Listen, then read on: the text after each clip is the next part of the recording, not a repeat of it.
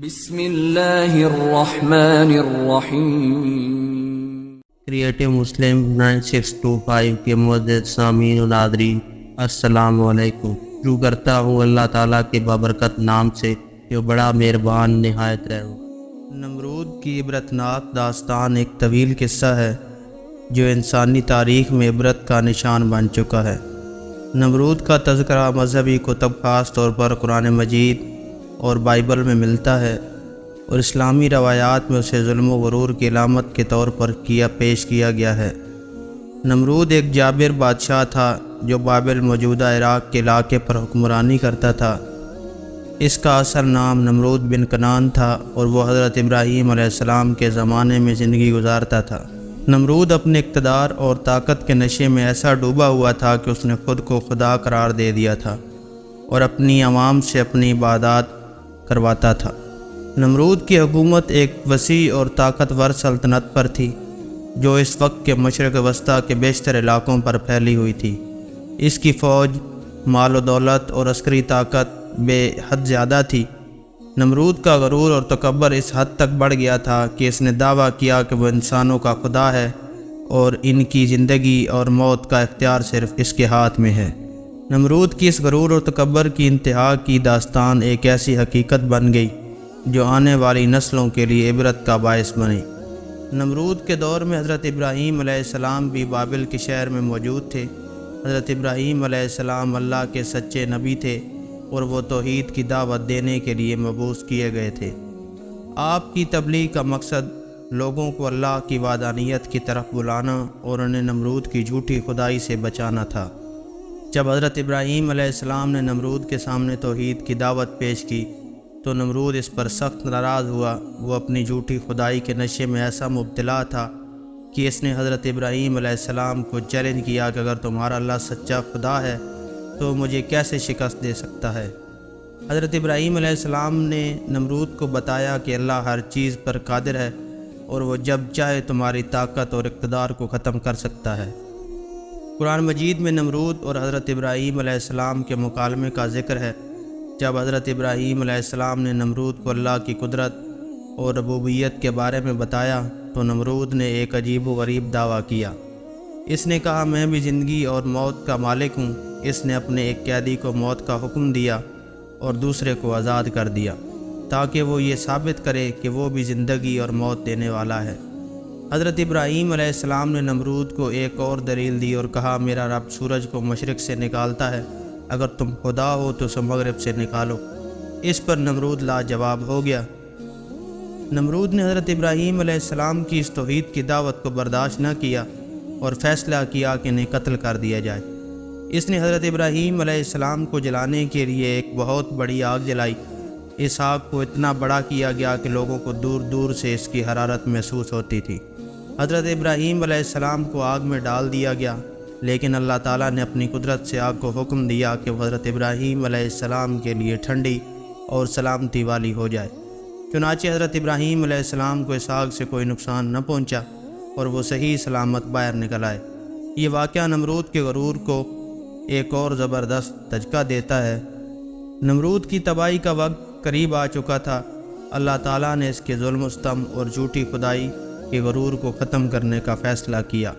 اسلامی روایات میں بیان کیا گیا ہے کہ نمرود کو اللہ تعالیٰ نے ایک انتہائی چھوٹی مخلوق کے ذریعے ہلاک کیا۔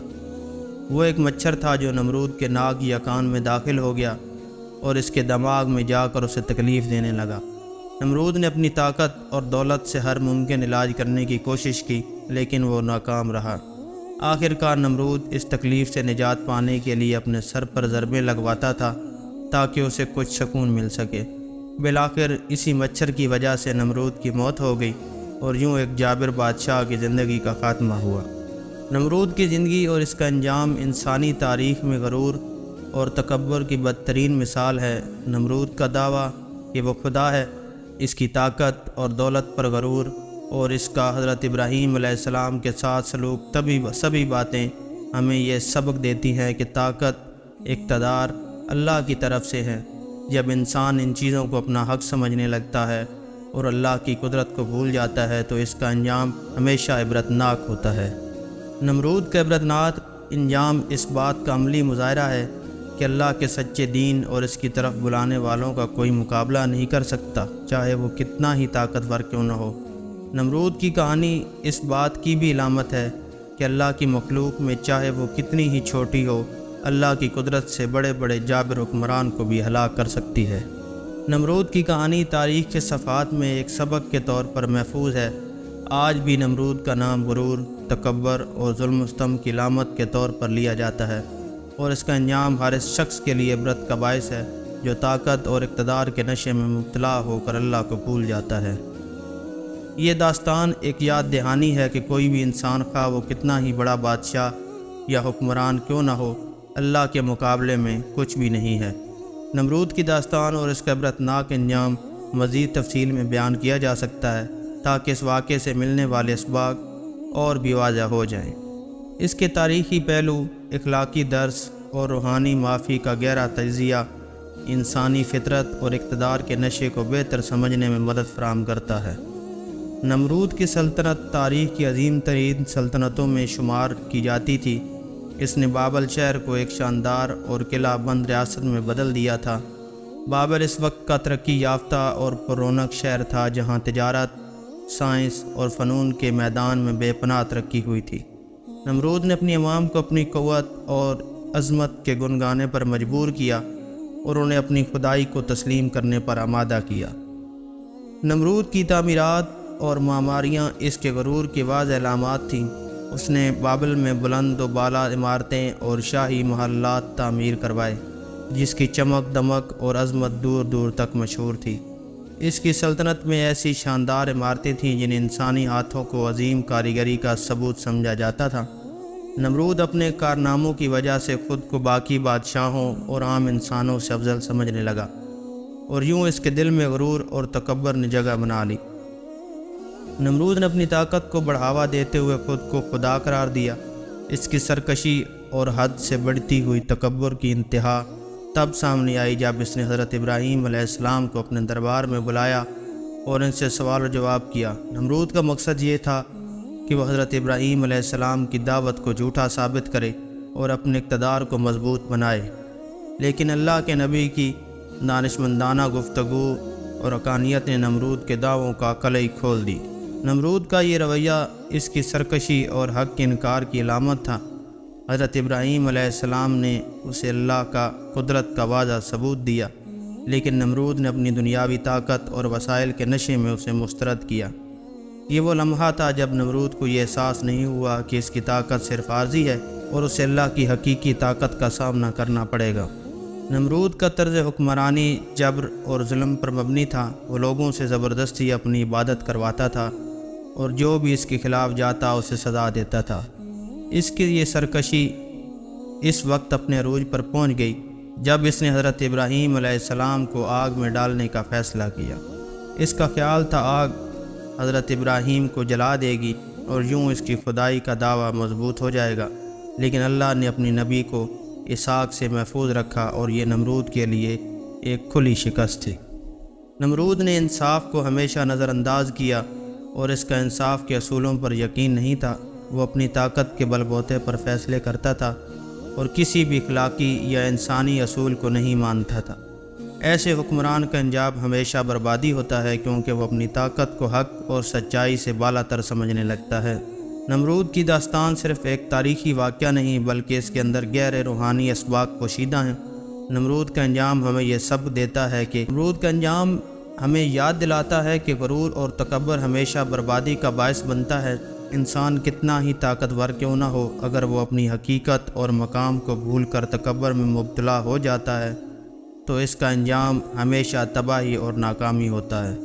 نمرود نے اللہ کی قدرت کو چیلنج کیا اور اس کا دعویٰ کیا کہ وہ خود خدا ہے، لیکن اللہ تعالیٰ نے ایک چھوٹے سے مچھر کے ذریعے نمرود کی طاقت اور اقتدار کو ختم کر دیا۔ یہ واقعہ ہمیں یہ سبق دیتا ہے کہ اللہ کی قدرت لامحدود ہے اور اس کے سامنے کوئی بھی طاقتور نہیں ہو سکتا۔ نمرود جیسا طاقتور حکمران بھی ایک چھوٹی مخلوق کے سامنے بے بس ہو گیا۔ یہ انسانی کمزوری اور عاجزی کی بہترین مثال ہے کہ انسان اپنی طاقت کے باوجود اللہ کے سامنے کچھ نہیں ہے۔ ایک معمولی مچھر بھی اللہ کے حکم سے ایک جابر بادشاہ کو ہلاک کر سکتا ہے۔